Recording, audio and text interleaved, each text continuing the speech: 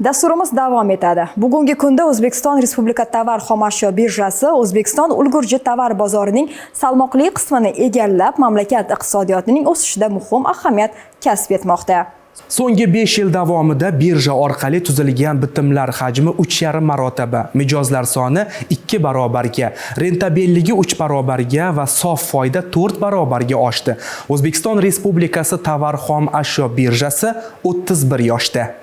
Iqtisodiyotda bozor tamoyillarining shakllanishi, savdo jarayonlarining raqamlashtirilishi va sohaga zamonaviy yondashuvlar joriy etilishida birjaning o'rni beqiyos. O'tgan 31 yil mobaynida O'zbekiston Respublikasi tovar xom ashyo birjasi ana shu maqsad sari bosqichma-bosqich harakat qilib, iqtisodiy islohotlarni amalga oshirishda, savdo munosabatlarini shaffof tashkil etishda muhim poydevor vazifasini o'tab kelmoqda. So'nggi 5 yil ichida bitimlar hajmi 3,5 barobarga, sof foyda esa 4 barobarga ko'payganligi qayd etilmoqda.